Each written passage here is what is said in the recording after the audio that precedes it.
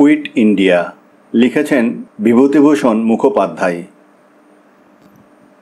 ওটিআরের একখানি প্যাসেঞ্জার গাড়ি আসছে গোরক্ষপুরের দিক থেকে।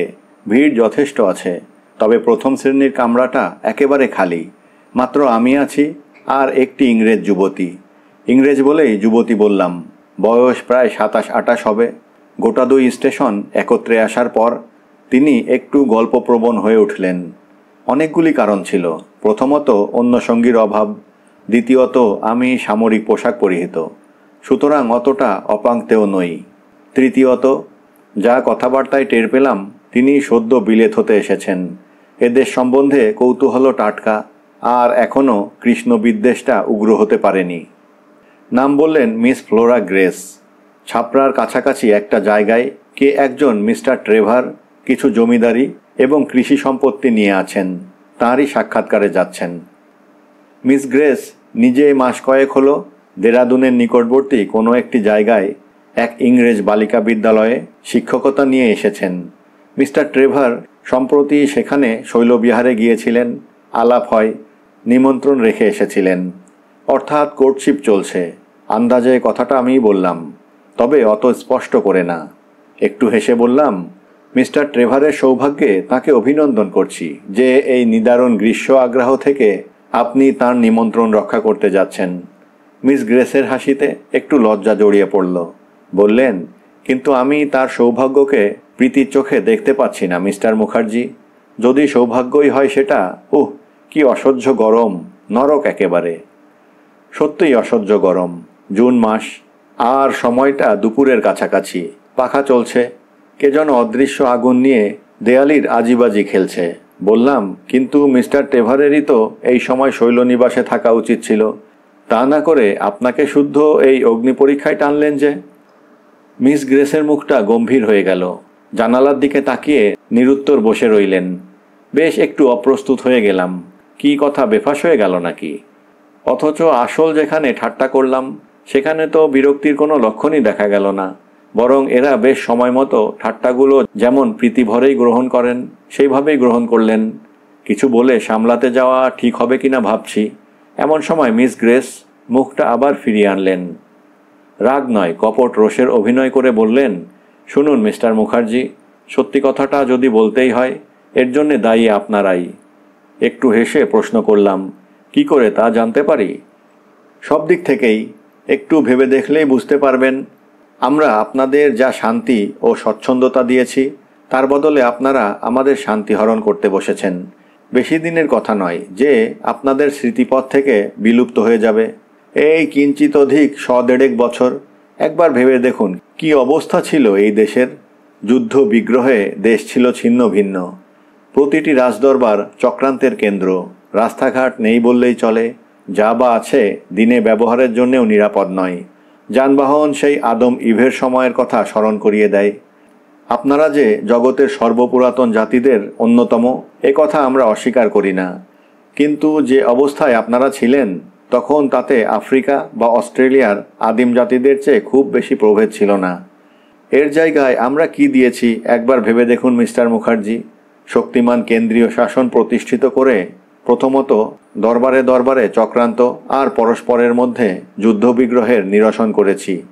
রাস্তাঘাট এখন সুগম এবং সম্পূর্ণ নিরাপদ। যানবাহনে আপনারা বোধহয় পৃথিবীর সভ্যতম জাতির সমকক্ষ।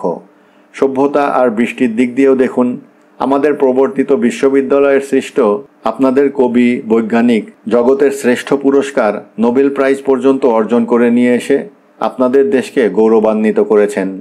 অল্পাধিক 1.5 শতাব্দীর ব্যবধানের ভারতবর্ষের এই দুটি রূপ। অথচ আজ আপনারা এইভাবে তৈরি হয়ে নিয়ে আমাদেরই বলছেন কুইট ইন্ডিয়া। আমার রূঢ়তা মার্জনা করবেন মিস্টার মুখার্জি, কিন্তু আমি একটা কথা জিজ্ঞেস করি, অকৃতজ্ঞতা কি এর চেয়ে বেশি দূর যেতে পারে? দেখলাম সংযমের জ্ঞান যথেষ্ট থাকলেও মিস গ্রেস উত্তেজিত হয়ে উঠছেন। বেশ একটু ফাঁপড়ে পড়লাম। স্ত্রীলোক, তাই গাড়ির মধ্যে নিঃসঙ্গ।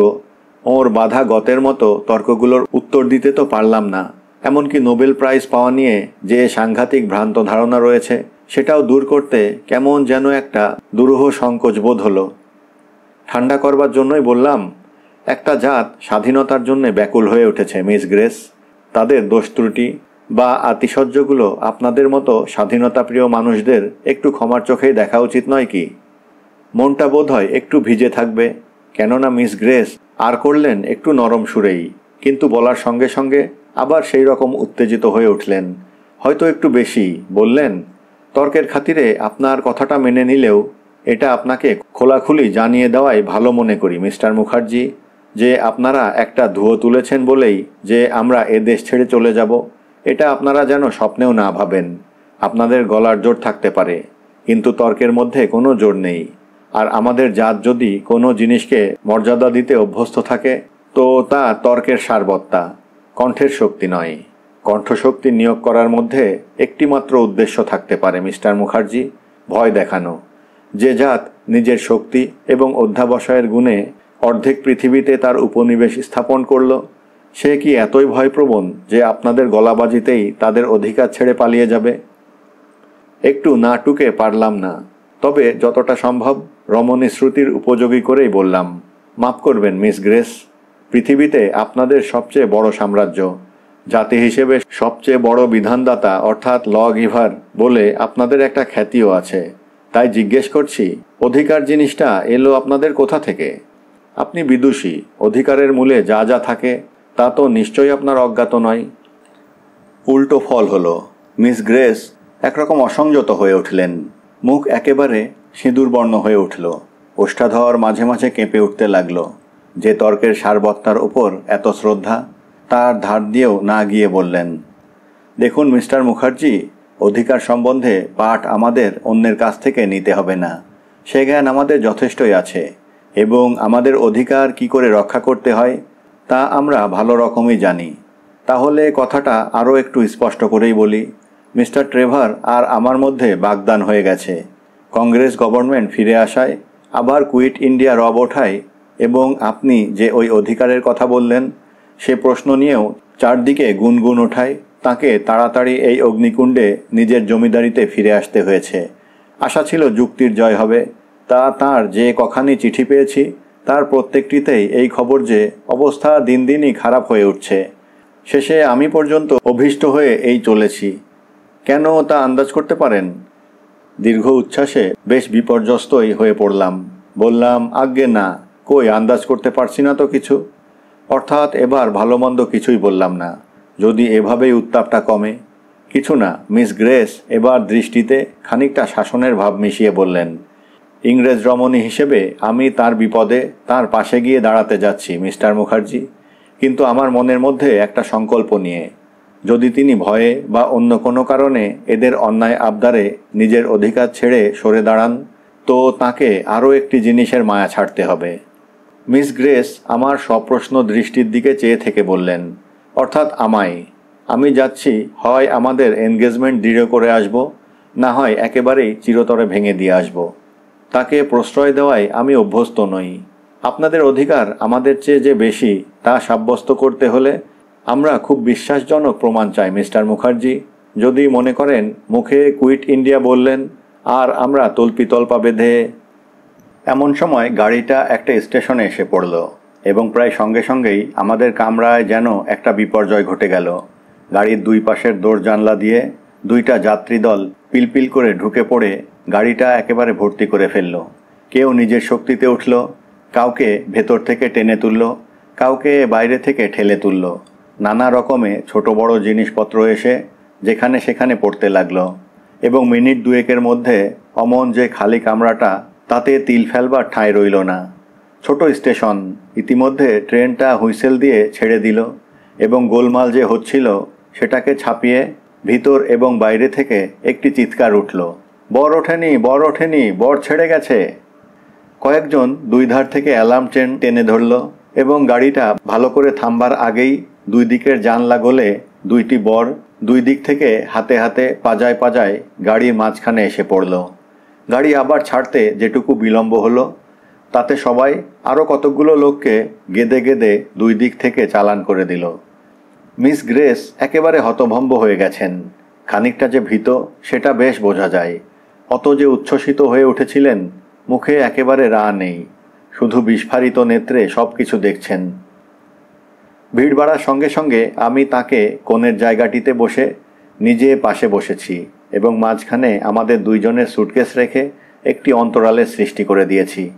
এতক্ষণ ভেতরের ব্যাপারই লক্ষ্য করছিলেন। গাড়িটা একটু অগ্রসর হলে একবার ভেতরের দিকে মুখ বাড়িয়ে ত্রস্ত কণ্ঠে বলে উঠলেন, মিস্টার মুখার্জি, একবার বাইরে চেয়ে দেখুন। এ কি, এমন দৃশ্য তো জীবনেও দেখিনি। গলা বাড়িয়ে যা দেখলাম তা সম্পূর্ণ না হলেও কতকটা অভিনবই বটে। গাড়ির পাদানে আগে থাকতেই বেশ কিছুটা লোক ছিলই, আগাগোড়া, এবং সেখানেও রীতিমতো ভিড়।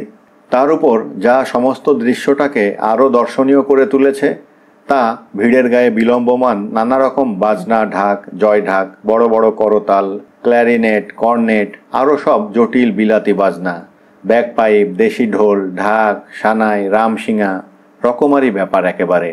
আমাদের গাড়ির দুই দিকে একেবারে 2-3খানা গাড়ি পর্যন্ত। ওদিকেও নিশ্চয়ই এই অবস্থা। আর এই সমস্তর ওপর ছাপড়া জেলার জুন মাসের ভরা দুপুরের রোদ যেন ঠিকরে পড়ছে, ভেতরে হাওয়ায় আগুনের হলকা। মিস গ্রেস সেই রকম বিমূঢ় দৃষ্টিতে চেয়ে প্রশ্ন করলেন, কিছু ঠাহর করতে পারছেন? যেন মিলিটারি ব্যান্ডের মতো দেখাচ্ছে। মতলবখানা কি ওদের?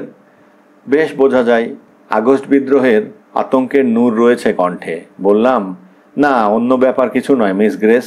এই আমাদের দেশের একটা খুব সাধারণ ব্যাপার, বিয়ে হতে চলেছে। এর সঙ্গে বাজনাবাজি থাকাটা আমাদের একটা রেওয়াজ। আপনি সবে দেশে এসেছেন, তাই আপনার নতুন ঠেকছে। দেখবেন মিস্টার ট্রেভর এতে বেশ অভ্যস্ত। মিস গ্রেস স্থির দৃষ্টিতে আমার দিকে তাকিয়ে থাকলেন। কি বলবেন যেন কথা জোগাচ্ছে না। শেষে ধীরে ধীরে টেনে টেনে বললেন, এমন অসাধারণ একটা ব্যাপার এখানকার সাধারণ রেওয়াজের মধ্যে মিস্টার মুখার্জি। বলেন কি আপনি? এদের প্রাণশক্তি দেখে আমি আশ্চর্য হয়ে গেছি। আশ্চর্য হবার তখনও অনেক কিছুই বাকি ছিল, এবং এরপর যা দেখলেন তাতে মিস গ্রেস একরকম বাকশক্তি রহিত হয়ে বসে রইলেন বললে অত্যুক্তি করা হয় না। মিস গ্রেসের প্রশ্ন করবার ক্ষমতাই যেন লুপ্ত হয়ে গেল, এবং অভিজ্ঞতা থাকা সত্ত্বেও কোনো প্রশ্ন করলে বোধহয় আমাকেও নিরুত্তরই থাকতে হতো। নবাগতদের মধ্যে জায়গা নিয়ে খুব একচোট কাড়াকাড়ি পড়ে গেল। ছাপড়া জেলা, কেউ হাঁটবার পাত্র নয়। বচসা প্রচণ্ডতর হতে হতে ক্রমে হাতাহাতি হবার উপক্রম হলো। তারপর ওরই মধ্যে কয়েকজনের মধ্যস্থতায় সবাই একরকম ঠান্ডা হয়ে গেল। কতকটা ব্যবস্থাও হলো। ওদিককার বেঞ্চে ও দলের মাতব্বরেরা বরকে নিয়ে একটু গুছিয়ে সুছিয়ে বসল। এদিককার বেঞ্চেও সেই ব্যবস্থা হলো। বাকি সবাই দাঁড়িয়ে রইল এবং মালপত্রের উপর গাদাগাদি করে বসে রইল। এরই মধ্যে দুইটা দলের মধ্যে কিন্তু পার্থক্যটা বজায় রেখে চলল। আমার পাশেই যে ভদ্রলোকটি বসেছিলেন তার নিকট থেকে কিছু ভিতরকার খবর জোগাড় হলো। বরপক্ষীয়রা একই জায়গার লোক, পরস্পরের জ্ঞাতি, জাতিতে রাজপুত। স্টেশন থেকে মাইল 6 দূরে সিমরি গ্রামের জমিদার। একদল নামবে ছাপড়া, একদল সোনপুর। ওদিকে মোটা গোঁফ, গালপাট্টা সমন্বিত প্রবীণ ভদ্রলোকটি ওদিককার বরের পিতা, নাম বাবু গুলজার সিং, ভয়ঙ্কর রাশভারী আর ফরিয়াদি লোক। এদিককার কর্তা বরের বড় ভাই। এই বেঞ্চে যিনি শেষ দিকে বসে আছেন, মাথায় বাবরি, গোঁফ অত বড় নয়, তবে একটা রাজপুতি ঢং আছে। অত্যন্ত রকচটা মানুষ, নাম বলবত্ত সিং। উভয় পক্ষের মধ্যে 3 পুরুষ ধরে বৈরীভাব চলে আসছে। বললাম, এরকম ফরিয়াদি আর খাপ্পা মেজাজের লোক একদিনেই বরযাত্রী নিয়ে যাচ্ছেন, বৈরীভাবও বলছেন বনেদি, উঠলেনও একই কামরায়, একটা হ্যাঙ্গামা বাঁধবে না তো? ভদ্রলোক একটু হেসে নির্বিকার কণ্ঠে বললেন, সেটা জগদম্বার উপর নির্ভর করছে। তার যদি ইচ্ছা হয়, গোটা কতক শির ধড় থেকে নামলে আপনি আমি কি রুখতে পারবো বাবুজি? রাজপুতের বিয়ে আপনি ভুলে যাচ্ছেন কেন? প্রায় তো লেগেছিল, জগদম্বার ইচ্ছেই থেমে গেল। তারই মর্জি হলে আবার বেঁধে যেতে কতক্ষণ? দুই কর্তার মুখের ভাবটা একটু লক্ষ্য করুন না। সত্যি লক্ষ্য করবার বিষয়। দুইজনেই বাইরের দিকে মুখ করে বসে আছেন, অত্যন্ত গম্ভীর।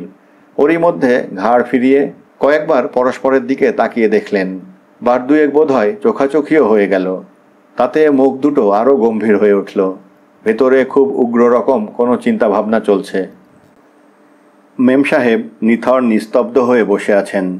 বাইরে অমন জ্বলন্ত হাওয়া, তবু মুখটা একবার একটু বাড়িয়ে দৃশ্যটা না দেখে নিয়ে যেন পারছেন না। ভীষণতার যে একটা মোহিনী শক্তি আছে, সেটা যেন তাকে পেয়ে বসেছে। কিছু বলছেন না, কিন্তু নিশ্চয়ই পারছেন না বলতে। অবশ্য গাড়ির মধ্যে উভয় পক্ষ মিলে খুব একটা হই হল্লা চলছে, তবে সেটা মিশে যাচ্ছে না। এদিকে ওদিকে পার্থক্যটা মোটামুটি বজায় আছে। মিশে গেলে, অর্থাৎ এই অবস্থায় আবার বচসা শুরু হয়ে গেলে অবস্থাটা কীরূপ দাঁড়াবে ভাবছি। এমন সময় আমাদের দিকে হঠাৎ যেন একটা রামসিঙার আওয়াজ উঠল। মিস গ্রেস একরকম চমকে মুখটা বাড়িয়ে তখনই টেনে নিলেন। চোখ দুটিও বিস্ময়ে আরও বিস্ফারিত হয়ে গেছে। কিছু একটা প্রশ্ন করতেন, কিন্তু আরও রুদ্ধবাক হয়ে গিয়ে যেন পারছেন না। ওর কথাটা নিজের হতেই, mister Mukherjee, I am surprised at their stamina. ওর পরেই লক্ষণীয় ছিল দুই বরকর্তার মুখের ভাব। ঘটনাটা আমাদের দিকের। এই অগ্নিবৃষ্টির মধ্যে কেউ রামসিঙায় ফুঁ দিতে পারে, এটা বলবন্ত সিংয়ের রাজপুতি কল্পনারও অতীত নিশ্চয়ই। তিনি একবার ঝুঁকে বাইরে চেয়ে গোঁফে একটু তা দিলেন। সঙ্গে সঙ্গে অনিচ্ছাকৃত হলেও তাঁর ব্যঙ্গপূর্ণ দৃষ্টির খানিকটা তির্যক রেখায় বাবু গুলজার সিংয়ের উপর গিয়ে পড়ল। তিনি বোধহয় এই রকম একটা কিছু প্রত্যাশাই করেছিলেন। ঘাড় ফিরাতে একটু চোখাচোখিও হয়ে গেল দুজনের। সঙ্গে সঙ্গে শুভ্র গুম্ফ আর গালপট্টার নিচে তার সুগৌর মুখমণ্ডল একেবারে রাঙা হয়ে উঠল। ব্যাপারটা দুই দিকেই সবাই লক্ষ্য করল, এবং হঠাৎ সমস্ত গাড়িটাতে একটা থমথমে ভাব এসে পড়ল। বাবু গুলজার সিং মুখটা খানিকক্ষণ বাইরের দিকে করে রাখলেন, রাগে ফুলছেন। মেম সাহেব নিশ্চয়ই অতটা কিছু বুঝতে পারছেন না, রামসিঙার বিস্ময়েই অভিভূত হয়ে আছেন। আমি কিন্তু দুই রাজার লড়াইয়ে উলুখড়ের নসিবের কথা চিন্তা করে ভেতরে ভেতরে সন্ত্রস্ত হয়ে উঠছি, বিশেষ করে এই বিদেশিনীর জন্য। বাইরের লোক হিসাবে প্রয়োজন হলে আমার এর মধ্যে পড়ে দুই পক্ষকে ঠান্ডা করতে যাওয়া ঠিক হবে কিনা ভাবছি। এমন সময় বাবু গুলজার সিং গর্জন করে বলে উঠলেন, তেওয়ারি!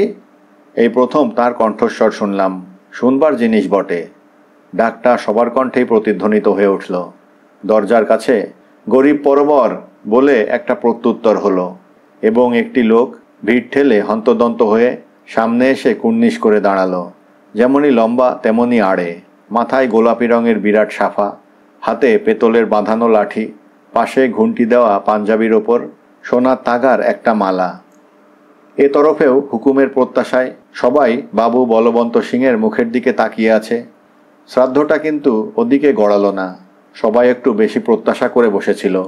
বাবু গুলজার সিং সেই রকম জলদগম্ভীর স্বরে প্রশ্ন করলেন, এটা বিয়ে হতে যাচ্ছে না শ্মশান যাত্রা? কথাটার তাৎপর্য তেমন বুঝতে না পেরে তেওয়ারি শুধু আর একটা কুর্নিশ করে বেশ সোজা হয়ে দাঁড়ালো। আরও এক পর্দা চড়া সুরে প্রশ্ন হলো, বাজনদারেরা যদি ছেড়েই গেল তা আমাদের আসবার কি দরকার ছিল? আমার ছেলের বিয়ে দিতে যাচ্ছি, কি আমায় শ্মশান যাত্রা করাচ্ছ তোমরা? বলো, কথা কইছ না কেন? তেওয়ারি একবার পেছনে সবার দিকে দৃষ্টি বুলিয়ে নিল, এবং সে ও আরও কয়েকজন একসঙ্গে বলে উঠল, বাজনাদারেরা তো এসেছে হুজুর, 4টে দল। তাদের আগে চড়িয়ে আমরা তবে উঠেছি। কি কথা হুজুর, তাদের না চড়িয়ে আমরা উঠতে পারি কখনো? এসেছে যে তার প্রমাণ কি? বাজনা কোথায়? সবাই চুপ করে রইল। এই অবস্থার মধ্যেও যে বাজনার প্রত্যাশা করে তাকে কি উত্তর দেওয়া যায় যেন ভেবে পাচ্ছে না। শেষে মোসাহেব গোছের একজন একটু সাহস সঞ্চয় করে বলল, হুজুর, তারা সব এক হাতে হ্যান্ডেল ধরে কোনো রকমে ঝুলতে ঝুলতে চলেছে। বাজাবার একটু কোনো উপায় থাকলে তারা ছাড়ত না। সে পাত্রই তারা নয়। এই সময় রামসিঙায় আর একটা আওয়াজ উঠল, এবং বলবন্ত সিং নিজের কয়েকজন লোকের উপর দৃষ্টি বুলিয়ে নিয়ে ঈষৎ হেসে গোঁফে একটু চাড়া দিলেন। বাবু গুলজার সিং মোসাহেবের কথায় গভীরভাবে উত্তর দিলেন, এর পরের স্টেশনেই সবাই নেমে যাবে, ফিরে যেতে হবে। তোমরা ভেবেছ গুলজার সিং মরেছে, কিন্তু সেটা তোমাদের ভুল ধারণা। এরপরে কেউ আর কিছু বললেন না। ভিড়ের ও অংশে সেই রকম। তেওয়ারিকে নিয়ে কয়েকজন মাতব্বর একত্র হয়ে কি একটা পরামর্শ আঁটতে লাগলো। গাড়ির বেগ কমে আসলো। গলা বাড়িয়ে দেখলাম একটা স্টেশন আসছে। গাড়ি থামলে তেওয়ারি নেমে গেল। ছোট স্টেশন, মিনিট দুয়েক থামলো গাড়িটা। চলতে আরম্ভ করলে তেওয়ারি এসে আবার উঠে পড়ল, এবং সঙ্গে সঙ্গে এদিক পানে অনির্দিষ্টভাবে এমন একটা কটাক্ষ হানল যার অর্থ দাঁড়ায়, এইবার চলে এসো। তারপর রামসিঙাটি বেজে উঠতে যা দেরি, সঙ্গে সঙ্গে গাড়ির ওদিকে 4টে দলের যত রকম যন্ত্র থাকতে পারে, করনেট, ক্লারিওনেট, ব্যাকপাইপ, সানাই, রামসিঙা, সেই অগ্নিবর্ষী আকাশের নিচে একসঙ্গে আর্তনাদ করে উঠল। মিস গ্রেসের চোখ দুটো বিস্ময়ে যেন ঠেলে বের হয়ে আসবে। আমার পানে তাকিয়ে বললেন, এ যে পুরোদস্তুর সঙ্গীত mister Mukherjee. This is a full fledged music mister Mukherjee. অবশ্য ঠিক সঙ্গীত বলতে যা বোঝায় তার কিছুই না, তবে কোনো যন্ত্রই বোধহয় বাদ নাই। সুর তালকে ছিন্ন ভিন্ন করে সবগুলো যেন একটা প্রলয় তাণ্ডবে মেতে উঠেছে। বাবু বলবন্ত সিংয়ের মুখ দেখলাম একেবারে ছাইপনা হয়ে গেছে। বাবু গুলজার সিং জলদ গম্ভীর স্বরে বললেন, ফর্সি। চিলমচি অপেক্ষাই করছিল। তাওয়াদার চিলিম আর গড়গড়ার ব্যবস্থায় মোতায়েন হয়ে গেল। সমস্ত পথ একটানা ওই ব্যাপার চলল। বাবু বলবন্ত সিং একবারও গাড়ির দিকে মুখ ফিরালেন না। ক্রোধে, অপমানে, আক্রোশে জ্বলন্ত আকাশের দিকে এক দৃষ্টে চেয়ে স্তব্ধভাবে বসে রইলেন। গাড়ির গতিবেগ কমে এলো। স্টেশন আসলো। গাড়ির শব্দ রহিত থাকায় বাজনার ঝঞ্ঝা আরও প্রবল হয়ে উঠল। বাবু বলবন্ত সিং এবং শান্ত্রী একবার গাড়ির দিকে দৃষ্টিবান নিক্ষেপ করে গাড়ি থেকে লাফিয়ে পড়ল। গাড়িটা মিনিট 2-3 থামল। বাজনা ওদিকে আরও ঝঞ্ঝাময় হয়ে উঠেছে। তারপর গাড়ি ছাড়ার সঙ্গে বলবন্ত সিংয়ের শান্ত্রী এক লাফে আবার গাড়ির উপর লাফিয়ে উঠল। তেওয়ারির সেই বিজয় দৃষ্টিকে সুদে আসলে ফিরিয়ে দিয়ে বেশ ঘটা করে মনিবকে একটা কুর্নিশ করে আবার পাহারায় দাঁড়িয়ে পড়ল। সঙ্গে সঙ্গে আমাদের দিকের আগে পেছনের কয়েকটা গাড়ির পাদান থেকেও 20-25টা বাঘের সেই উৎকট ঝনঝনা। বোধহয় সম্বন্ধে আটকায় বলে বাবু বলবন্ত সিং আর ফরাসির ফরমাসটা করলেন না, তবে গোফে চাঁড়া দেওয়ায় যতটা সম্ভব বিশিষ্টতা ফুটাবার চেষ্টা করলেন এবং নিজের শান্তির দিকে এমন একটি প্রসন্ন দৃষ্টিপাত করলেন যাতে স্পষ্টই বোঝা গেল একটা মোটা বকশিস তার কপালে নাচছে। বাবু গুলজার সিংয়ের মুখ আবার আরক্তিম হয়ে উঠল। বাইরের দিকে তাকিয়ে অনেকটা পথ অতিক্রম করলেন। তারপর আবার মেঘমন্দ্র স্বর উঠল, তেওয়ারি। তেওয়ারি তটস্থ হয়ে দাঁড়ালো। এমন গুন্ডা বোবা বাজনা কোথা থেকে জোগাড় করেছ তোমরা? জবাব দাও। চুপ করে কেন? সবাই আবার স্তব্ধ হয়ে গেল, এমনকি ও দলের লোকেরা পর্যন্ত। অর্থটা বোধহয় ধরতে না পারায় তেওয়ারি একটু ব্যাকুলভাবে একবার সবার মুখের ওপর দৃষ্টি বুলিয়ে আনল। শেষে সেই মোসাহেব ভদ্রলোক আবার সাহস সঞ্চয় করে করজোড়ে নিবেদন করল, কেন, আওয়াজ তো হচ্ছে হুজুর। কর্তা হুঙ্কার দিয়ে উঠলেন, কিন্তু ঢাক ঢোলের আওয়াজ কোথায় মশাই? বাজনায় ঢাক নেই, বিয়েতে তো তাহলে কোণে না থাকলেও চলে। সকলের মুখ আরও অন্ধকার হয়ে গেল। মিস গ্রেস আমায় প্রশ্ন করলেন, আবার কি চাই ভদ্রলোক? বললাম, বাজনায় ঢাকের অভাব ওকে পীড়া দিচ্ছে। কিন্তু তা কি করে সম্ভব মিস্টার মুখার্জি? সবাই এক হাত, তাও আবার ডান হাতে হ্যান্ডেল বা জানালার ফ্রেম ধরে আছে, অন্য হাতে বাঁশি শিঙে ধরে পরিত্রাহী ফুঁ দিয়ে যাচ্ছে। জোশো করে 2-1টা আঙুলেই কোনো রকমে এক আধটা চাবি টিপে, কিন্তু ঢাক সামলাবে কি করে? উত্তর আর কি দেব? বিমূঢ় দৃষ্টিতে তাকিয়ে থাকলাম। এবার স্টেশনটা খুব কাছে। অল্পের জন্যে গাড়ির গতিবেগ স্তিমিত হয়ে আসলো। থামলেই দুই শান্তিতে পরস্পরের প্রতি কটাক্ষ হেনে গাড়ি থেকে তড়াং তড়াং করে লাফিয়ে পড়ল। আমায় এর পরের স্টেশনেই নামতে হবে, বেশি দূরেও নয় সেটা। গোছগাছ করছি এমন সময় মিস গ্রেস যেন দারুণ আতঙ্কে বলে উঠলেন, দেখুন মিস্টার মুখার্জি, এদিকে দেখুন। ওহ মাই গড! একটা গাঁটরি মুক্ত করছিলাম। যতক্ষণে মুখ বের করে দেখব ততক্ষণে গাড়িও ছেড়ে দিয়েছে। সঙ্গীত আরম্ভ হয়ে গেছে। এবার একেবারে সঢাক, বাজনাও চলছে সুরে তালে। বাইরে মুখ বাড়িয়ে একেবারে স্তম্ভিত হয়ে গেলাম। একেবারে কল্পনাতীত ব্যাপার। এদিকে আমাদের গাড়ি আর আমাদের পেছনের 2টা গাড়ির ছাদ, আর ওদিকে সামনের 3টা গাড়ির ছাদ বোঝাই হয়ে গিয়েছে। ঢাকি, সানায়ে, কর্নেটি, রামসিংহেওয়ালা কেউ বাদ নাই। লোকের উপর বাজনার চাপে ছাদ যেন ভেঙে পড়বে। গাড়ির বেগ যত বাড়তে লাগলো বাজনা ততই হয়ে উঠতে লাগলো উগ্রতর। গাড়ির মধ্যের উত্তাপই বোধ হয় তখন 115-16 ডিগ্রি। বাইরে টিনের ছাদের উপর কত তা অনুমান করাও শক্ত। একবার বেশ খানিকটা বুক পর্যন্ত বের করে না দেখে পারলাম না। এদিকে 3টা ছাদ আর ওদিকে 3টা। ওদিকের 3টা ছাদে 2টা দল পরস্পরের দিকে উগ্র দৃষ্টিতে চেয়ে, গলা ফুলিয়ে, কপালের শির ফুলিয়ে, কেশে ঘেমে যেন সঙ্গীতের গোলা দাগাদাগি করছে। আগুনের হলকার মতো হাওয়াটা আর সহ্য করতে না পেরে আবার নিজেকে টেনে নিলাম। দেখি বাবু বলবন্ত সিং গোঁফে তা দিচ্ছেন। বাবু গুলজার সিং শান্ত মর্যাদায় ফর্সি সেবন করছেন। পরের স্টেশনে নামলাম। কুলি নেই, তবে বরযাত্রী লোকেরাই ভদ্রতা করে জিনিসপত্রগুলি নামিয়ে দিলেন। কুলির জন্য হাঁকাহাঁকি করছি। মিস গ্রেসও ধীরে ধীরে ছোট সুটকেসটি হাতে করে নেমে আসলেন। বললাম, আপনার তো এখানে নামবার কথা নয়। বাজনার লড়াই বিপুল বিক্রমে চলছে। মিস গ্রেস অন্যমনস্ক হয়ে সেই দিকে তাকিয়েছিলেন। উত্তরে বললেন, আমার এর পরের স্টেশন মিস্টার মুখার্জি, এইখানেই অপেক্ষা করব। মিস্টার ট্রেভারকে টেলিগ্রাম করে দিচ্ছি, কার্ডটা পাঠিয়ে দেবেন। নিশ্চয়ই রাস্তা আছে। বললাম, রাস্তা তো আছে, কিন্তু মিস গ্রেস আবার ওই দিকে তাকিয়ে অন্যমনস্ক হয়ে পড়েছেন। আমার কথায় বাধা দিয়ে বললেন, আর জানেন মিস্টার মুখার্জি, আমার সংকল্পটাও বদলে ফেলেছি। প্রশ্ন করলাম, কী রকম? মিস্টার ট্রেভরকে এ দেশ ছাড়তে আমি বাধ্য করব, আর যদি না ছাড়েন তো। গাড়ি ধীরে ধীরে চলতে আরম্ভ করেছে। সঙ্গীত আরও ক্ষিপ্ত। ওদিকে তাকিয়ে অন্যমনস্কভাবেই কথাগুলো এই পর্যন্ত বলে হঠাৎ আমার মুখের দিকে তাকিয়ে থেমে গেলেন।